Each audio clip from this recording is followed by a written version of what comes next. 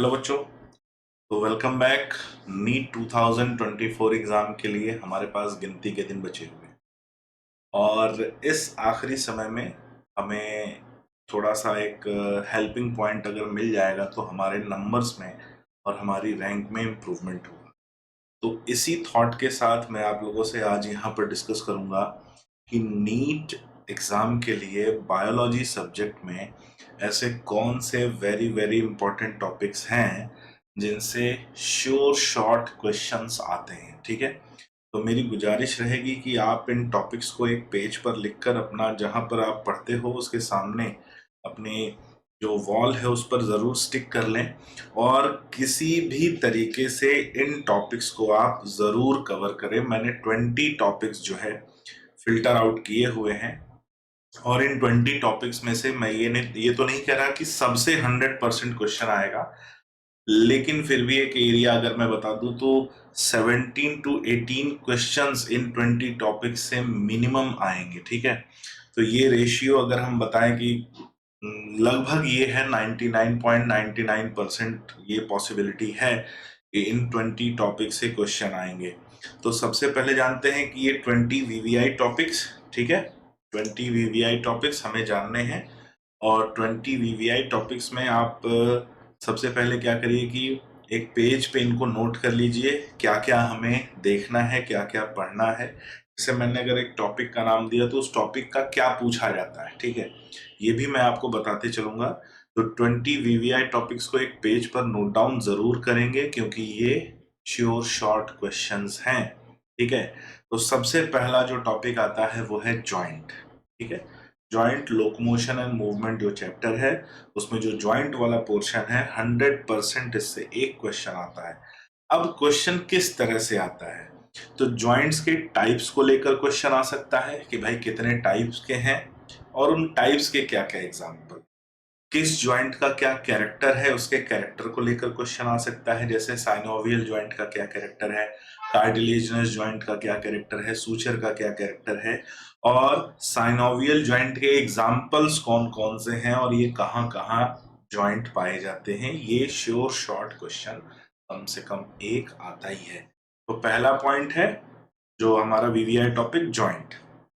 दूसरा आते हैं एग्जाम्पल्स ऑफ एनिमल किंगडम। ठीक है, एनिमल किंगडम चैप्टर बहुत इंपॉर्टेंट है। इसके सारे फाइलम के एग्जाम्पल, जितने भी फाइलम हैं उन सब के एग्जाम्पल अपने को एकदम अपनी नोटबुक में पैराग्राफ बना बना के नोट डाउन करना है, उनको याद करना है। उनका साइंटिफिक नेम क्या है, उनका कॉमन नेम क्या है, कौन सा एग्जाम्पल किस फाइलम में आता है, किसको लेकर कौन सी इंपॉर्टेंट बात लिखी है।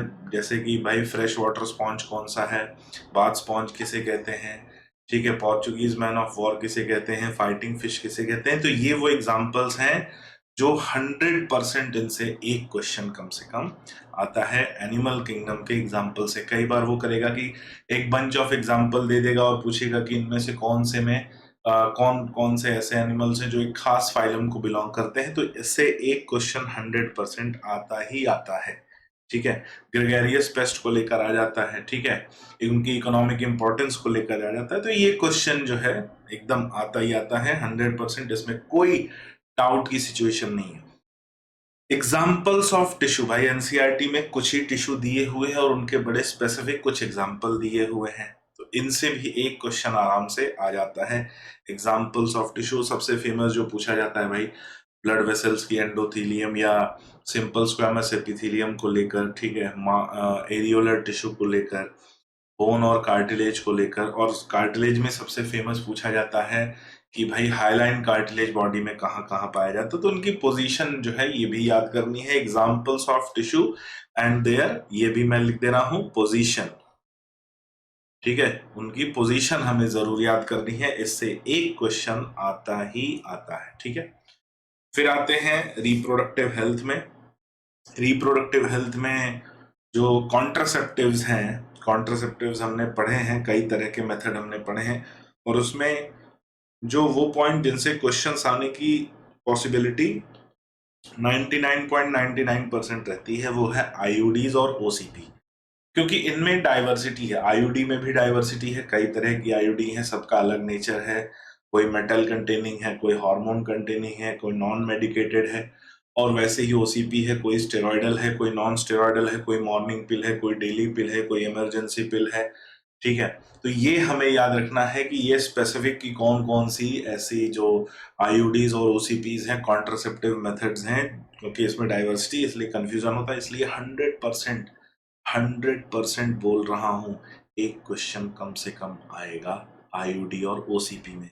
और अगला जो 100% वाला एक क्वेश्चन रहेगा ART, उसी चैप्टर का टॉपिक है असिस्टेड रिप्रोडक्टिव टेक्नोलॉजी, ठीक है। असिस्टेड रिप्रोडक्टिव टेक्नोलॉजी, जिसमें 5 हमने जो पढ़े हैं कि आईवीएफ पढ़ा है हमने, आईवीएफ में ZIFT IUT पढ़ा है हमने, GIFT पढ़ा है हमने, ICSI पढ़ा है हमने, आर्टिफिशियल इंसेमिनेशन पढ़ा है हमने, सरोगेसी पढ़ा है। तो इन 5 टॉपिक्स में से एक क्वेश्चन 100% आएगा, ठीक है। ये 99% वाला भी नहीं है, ये 100% वाला है। फ्रॉग बहुत ही इंपॉर्टेंट टॉपिक है, जिससे कम से कम एक और ज्यादा से ज्यादा 3 क्वेश्चन आ सकते हैं। कम से कम एक, मैं बोल रहा हूं, और ज्यादा से ज्यादा 3 क्वेश्चन आ सकते हैं। फ्रॉग 100% इग्नोर नहीं करना बायो में एक भी पॉइंट। कॉकरोच आता ही है, कम से कम एक, ज्यादा से ज्यादा 3 क्वेश्चन आता ही आता है, इसको कोई टाल नहीं सकता, ठीक है। दुनिया की कोई ताकत इसको आने से रोक नहीं सकती, आएगा ही। अब ये आ गया फिजियोलॉजिकल डिसऑर्डर, हमारा 8वां पॉइंट है फिजियोलॉजिकल डिसऑर्डर। तो आप अपनी एनसीईआरटी उठाएंगे, ब्रीदिंग एक्सचेंज ऑफ गैसेस का आखिरी जो पैरा है, जिसमें उससे रिलेटेड डिसऑर्डर दिए हैं, लोकोमोशन एंड मूवमेंट में दिए हैं, ठीक है। यहां तक कि डाइजेशन वाले भी पढ़ लेना भैया, सुन लो ध्यान से, डाइजेशन वाले भी पढ़ लेना, इनडाइजेशन, ठीक है, एसिडिटी, ये जो है ना, आपने इम्यूनिटी में भी हमने पढ़ा है, एक इम्यूनिटी में एक ऑटोइम्यून डिसऑर्डर पढ़ा है। तो ये डाइजेशन वाले भी पढ़ लेना आप, ठीक है, एकदम इस पे कोई डाउट नहीं है, ठीक है। Breathing and exchange of gases, locomotion and movement, ठीक है, न्यूरल का हो गया। और सबसे ज्यादा तो केमिकल कंट्रोल एंड कोऑर्डिनेशन में भाई हर हार्मोन के एक डिसऑर्डर है, हर हार्मोन के ज्यादा, मतलब लगभग ज्यादा होने या कम होने से कम एक डिसऑर्डर लिखा हुआ ही है, उनको लिख लेना, दिमाग में बिठा लेना। फिजियोलॉजिकल डिसऑर्डर से कम भाई 2 क्वेश्चन आने वाले, ठीक है, 2 क्वेश्चन आने वाले हैं, एकदम इसे अपने को याद रखना है। एक भी हो सकता है लेकिन 2 तो आएंगे। फिर इम्यून डिसऑर्डर, ठीक है। इम्यून डिसऑर्डर हमने पढ़ा है 3 टाइप के होते हैं, allergic disorder, auto immunity disorder और इम्यूनोडेफिशिएंसी, ये तीनों टाइप पढ़ लेना। और एलर्जी में सबसे कॉमन जो पूछा जाता है, अस्थमा पूछा जाता है, ठीक है, मैं बता दे रहा हूँ, अस्थमा पूछा जाता है। अस्थमा पूछते हैं, SCID पूछते हैं, एड्स पूछते हैं, तो ये आ जाता है इनमें, एकदम कॉमन जो पूछा ही जाता है, इसको अपने को याद रखना है, ठीक है, इम्यून डिसऑर्डर्स में। फिर जो कॉमन पैथोलॉजिकल डिजीजेस हैं, पैथोलॉजिकल डिजीजेस में भाई वायरल डिजीजेस हमने पढ़ा है, क्या है वायरल डिजीजेस हमने। और एक बड़ा ही जो पूछता है कि भाई श्योर शॉट वाला है फंगल डिजीज, ठीक है। फंगल डिजीज क्योंकि एक ही है हमारे सिलेबस में, रिंगवॉर्म, ट्राइकोडर्मा, एपिडर्मोफाइटॉन, ट्राइकोफाइटॉन, तीन उसके कॉजेटिव एजेंट हैं जिनसे फंगल डिजीज होती है, रिंगवॉर्म होता है, और इनके सिम्टम्स क्या हैं ये पूछा जाता है, ठीक है। तो वायरल डिजीज बैक्टीरियल को भी देख लेना, टाइफॉइड मोस्ट इंपॉर्टेंट है जिससे क्वेश्चन आता है, मलेरिया मोस्ट इंपॉर्टेंट है, और सेक्सुअली ट्रांसमिटेड डिजीजेस के कम से कम अपने को याद रहे कि बैक्टीरियल कौन सी है, वायरल कौन सी है, और एक याद रखना प्रोटोजोअल कौन सी है। प्रोटोजोअल STD एक ही बताई गई है, वही एक याद रखना है। तो डिजीजेस आप जरूर से जरूर पढ़ लेंगे। इनसे कितने क्वेश्चन आएंगे? मिनिमम एक आएगा, मैक्सिमम कितने भी आ सकते हैं। फिर आता है biotechnology, cloning vectors, types of cloning vector देख लेना। टाइप्स ऑफ क्लोनिंग वेक्टर कौन कौन से होते हैं, कौन से प्लांट्स में यूज किए जाते हैं, कौन से एनिमल्स में यूज किए जाते हैं, ठीक है। और क्लोनिंग वेक्टर को ट्रांसफर करने का जो प्रोसेस है, जीन गन बायोलिस्टिक मेथड, ठीक है, इसमें कौन कौन से प्रोसेस जो है प्लांट्स में यूज किए जाते हैं, कौन कौन से एनिमल्स में यूज किए जाते हैं, ये स्पेसिफिकली मालूम होना चाहिए। और स्पेशल डिमांड पे रहता है PBR 322, क्या रहता है, PBr 322 और स्पेशल डिमांड पे रहता है इस रेस्ट्रिक्शन एंजाइम कौन सा, हमें मालूम है ECOR1, ठीक है। ECOR1 PBr 322 से आता है। ओरिजीन को लेकर question, tetracycline ampicillin resistant gene को लेकर क्वेश्चन, और जो उसमें सिलेक्टेबल मार्कर प्रेजेंट होते हैं SAL1, BAMH1, PVU1, PST1, ठीक है, ECOR1, HIN3, ये सारे रेस्ट्रिक्शन साइट्स को लेकर क्वेश्चन आता है कि कौन कहाँ प्रेजेंट होता है। तो इसे आप ये याद रख लो, क्लोनिंग वेक्टर से एक क्वेश्चन आएगा, कौन सा आएगा ये मुझे नहीं मालूम, लेकिन एक आएगा। फिर बहुत इंपॉर्टेंट टॉपिक एंजाइम्स, ठीक है। एंजाइम्स बच्चों मैं बोलूंगा कि 2 से 3 क्वेश्चन आते हैं, लेकिन फिर भी मैं मिनिमम एक की बात लेकर चलूंगा, एक तो 100% आएगा। अब एंजाइम से जो सबसे इंपॉर्टेंट एरिया जो पूछा जाता है कि कौन कौन से ऐसे फैक्टर्स हैं जो एंजाइम की एक्टिविटी को अफेक्ट करते हैं, ठीक है, कौन कौन से ऐसे फैक्टर हैं। दूसरा, एंजाइम के टाइप्स कैसे होते हैं, कौन कौन से उनके टाइप्स हैं। सिक्स क्लासेस में उनको डिवाइड किया गया है on the basis of their action, किस तरह का केमिकल रिएक्शन वो परफॉर्म करते हैं। और एंजाइम्स का कंपोजिशन कि भाई एपो एंजाइम क्या होता है, को एंजाइम क्या होता है, कोफैक्टर क्या होता है, ठीक है, कौन टाइटली बाउंड होता है, कौन लूजली बाउंड होता है, होलो एंजाइम क्या होता है, तो उनके कंपोजिशन से क्वेश्चन आता है, याद रखना। ये एंजाइम से कम एक क्वेश्चन 100% आएगा, ज्यादा से ज्यादा 3 आ गया तो भी कोई आश्चर्य की बात नहीं है। और एक क्वेश्चन 100% जो आता है हमारा topic number 13, volume and capacities, ठीक है। टॉपिक नंबर 13 क्या है, वॉल्यूम एंड कैपेसिटीज, अपने को याद रखना है। इससे कितने टाइप के वॉल्यूम्स होते हैं, उनकी डेफिनीशन क्या है, वॉल्यूम का मेजरमेंट कितना है, और उन वॉल्यूम को ऐड करने से जो कैपेसिटीज डिफाइन होती हैं, ठीक है, कैपेसिटीज जो डिफाइन होती हैं किससे मेजर करते हैं, total lung capacity, inspiratory capacity, vital capacity, expiratory capacity, functional residual capacity. तो ये हमें मालूम होना चाहिए कि इनका फॉर्मूला क्या है और इनका टोटल वॉल्यूम कितना है। तो 100% एक क्वेश्चन आएगा ही आएगा कम से कम, ठीक है। फिर आता है इंटरेक्शंस, ऑर्गेनिज्म एंड पॉपुलेशन में हमने इंटरेक्शन पढ़ा है, प्रेडेशन, म्यूचुअलिज्म, ठीक है, कंपटीशन, एमेंसिलिज्म, कॉमेंसिलिज्म, पैरासिटिज्म। तो ये जो इंटरेक्शन बता रहा हूं, इनसे भी इनके एग्जाम्पल्स याद रखने हैं, और इनसे भी कम से कम एक क्वेश्चन 100% आएगा इंटरेक्शन से, ठीक है। ये 99.99 नहीं बोल रहा हूँ, 100% बोल रहा हूँ। Abiotic factors, organism and population का जो पहला पार्ट है, abiotic factors and environment response, उसमें कौन कौन से रिस्पॉन्स देते हैं, इन रिस्पॉन्सेज में एग्जाम्पल्स बहुत से अपन ने पढ़े हैं, ठीक है। ये फैक्टर, एबायोटिक फैक्टर है, सॉल्ट है, वाटर है, सॉइल है, टेम्परेचर है, लाइट है। तो ये जो फैक्टर्स हैं, ये इनके एग्जाम्पल्स कुछ रिलेटेड हैं, ठीक है। वो एग्जाम्पल्स हमें याद रखना है, इनके कुछ पॉइंट्स रिलेटेड हैं। जैसे सॉल्ट वाटर का कॉन्सेंट्रेशन पीपीटी में पूछा जाता है, पीपीटी का मतलब पार्ट्स पर 1000, उसमें इनलैंड वाटर का कॉन्सेंट्रेशन, सी वाटर का कॉन्सेंट्रेशन, और हाइपर सलाइन लगून का कॉन्सेंट्रेशन, इससे रिलेटेड क्वेश्चन देखा गया है, आ सकता है, आता है, कभी भी आ सकता है। तो इनसे एक क्वेश्चन जो है हम बोल रहे हैं यहां से 100% मिनिमम आएगा, ठीक है। फिर आते हैं लॉस ऑफ बायोडाइवर्सिटी।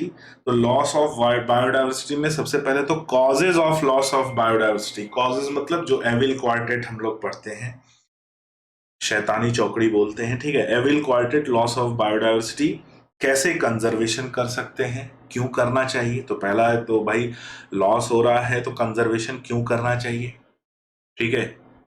बायोडाइवर्सिटी का पैटर्न क्या है, इक्वेटर पे बायोडाइवर्सिटी ज्यादा क्यों है, ये हमें रिकॉल होना चाहिए, इसको पढ़ना ही, ये दिमाग में होना चाहिए। फिर कंजर्वेशन ऑफ बायोडाइवर्सिटी में कौन कौन से कंजर्वेशन, इन सीटू और एक्स सीटू, इनके एग्जाम्पल्स याद होने चाहिए, इनसे रिलेटेड इन सीटू में क्या खास पॉइंट है वो याद होने चाहिए। तो इनको एक बार कम से कम जरूर देखना, कम से कम एक क्वेश्चन इसमें भी आएगा 100%।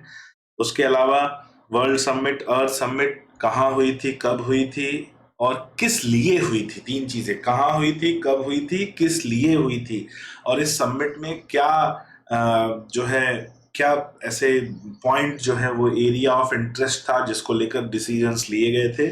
फिर wild life protection act, project tiger, ठीक है, ये सारे जो पॉइंट्स हैं इन पर भी आते हैं क्वेश्चन, हमें याद रखना है। 17th पॉइंट आता है बायोमोलिक्यूल से। बायोमोलिक्यूल हमने पढ़ा है, बायोमोलिक्यूल में वैसे तो बहुत बड़ा टॉपिक है, कुछ भी पूछा जा सकता है, लेकिन उस बड़े टॉपिक में भी मैंने थोड़ा सा उसको शॉर्ट करने की कोशिश की है कि सेकेंडरी मेटाबोलाइट से क्वेश्चन कॉमनली देखा जाता है। अमीनो एसिड के एग्जांपल्स, एसिडिक कौन है, बेसिक कौन है, एसेंशियल कौन है, नॉन एसेंशियल कौन है, न्यूट्रल कौन है, एरोमेटिक कौन है, ठीक है। सेलुलर कंपोजिशन, सेलुलर कंपोजिशन मतलब जो पूछा गया भाई प्रोटीन कितने परसेंट होता है, न्यूक्लिक एसिड कितने परसेंट होता है, तो इससे भी क्वेश्चन आते हैं, ठीक है। फिर examples of characteristics of plant families, हाँ इसमें एक और चीज है, स्ट्रक्चर ऑफ डीएनए, ठीक है, स्ट्रक्चर ऑफ डीएनए से भी क्वेश्चन आता है, तो कम से कम आपको एक क्वेश्चन यहां भी मिलने वाला है। और फिर आते हैं क्वेश्चन नंबर 18 में, examples and characteristics of plant families, और खासकर वो जो फैमिलीज नई ऐड हुई हैं, तो इनका फ्लोरल फॉर्मूला, फ्लोरल डायग्राम, ये अपने को ध्यान में रहे, इनके कॉमन कैरेक्टर क्या हैं, क्या इनके एग्जाम्पल्स मिलने वाले हैं, ये अपने को ध्यान में रख के चलना है, ठीक है। एग्जाम्पल्स ऑफ बायोलॉजिकल क्लासिफिकेशन, बहुत फेमस भाई, मोनेरा में हमने जो ग्रुप पढ़े हैं, प्रोटिस्टा में जो ग्रुप पढ़े हैं, फंजाई में जो ग्रुप पढ़े हैं, उनके एग्जाम्पल्स और उनके बेसिक कैरेक्टरिस्टिक्स हमें जरूर याद करना है। कम से कम अगर मैं बोलूं तो इससे 2 क्वेश्चन जरूर आएगा एग्जाम्पल्स ऑफ बायोलॉजिकल क्लासिफिकेशन से, ठीक है। 2 क्वेश्चन हमें मिलने वाला है एकदम, ये जो पॉइंट है। फिर आता है 20, पॉइंट नंबर 20 इम्यूनिटी से। इम्यूनिटी में क्या है, इन्नेट इम्यूनिटी, उसके एग्जाम्पल, ठीक है। इंटरफेरॉन से क्वेश्चन देखा गया है, ठीक है। और इन्नेट इम्यूनिटी के एग्जाम्पल में जो हमने एंटीबॉडीज पढ़ी हैं, एंटीबॉडीज जो पैसिवली ट्रांसपोर्ट करती हैं, ठीक है। फिर एक्टिव और पैसिव इम्यूनिटी के एग्जाम्पल, सीएमआई और एएमआई के क्या खास बात है इनमें, CMI cell mediated immunity, AMI antibody mediated immunity. फिर जो 2 एंटीबॉडी की हम बात करते हैं, आईजीए एंटीबॉडी और आईजीजी एंटीबॉडी, ये दोनों जो एंटीबॉडी मदर से चाइल्ड में ट्रांसफर होती हैं, तो कौन सी कब होती है और किस मीडियम के थ्रू होती है, ये भी हमें याद रखना है, और बहुत फेमस ये पॉइंट होता है, ठीक है। तो ये थे बच्चों वो 20 पॉइंट जिनको आपको किसी भी कीमत में इसको 100% करके जाना है। अगर आपको वो श्योर शॉर्ट नंबर चाहिए, श्योर शॉर्ट नंबर की भाई हमने सोचा था, ये किया है, ये आया है, ठीक है, और अपने पे भरोसा रख के चलना है। और ये श्योर शॉर्ट जो नंबर होते हैं, जब तक हम इनको अपनी ग्रिप में नहीं लेंगे, तब तक अनश्योरिटी वाले की भाई, जिसपे सब लोग चांस ले रहे हैं, हम भी चांस ले रहे हैं, जो सबके लिए नया हमारे लिए भी नया है, तो वो क्वेश्चन पे आप फिर ज्यादा टाइम दे पाओगे। तो इन श्योर शॉर्ट क्वेश्चंस को इग्नोर नहीं करना है किसी भी कीमत में, ठीक है बच्चों। तो ऐसी ही इंफॉर्मेशन आपको आगे भी मिलती रहेगी। अभी के लिए इतना ही, मिलते हैं फिर नेक्स्ट क्लास में, तब तक के लिए goodbye, take care and thank you.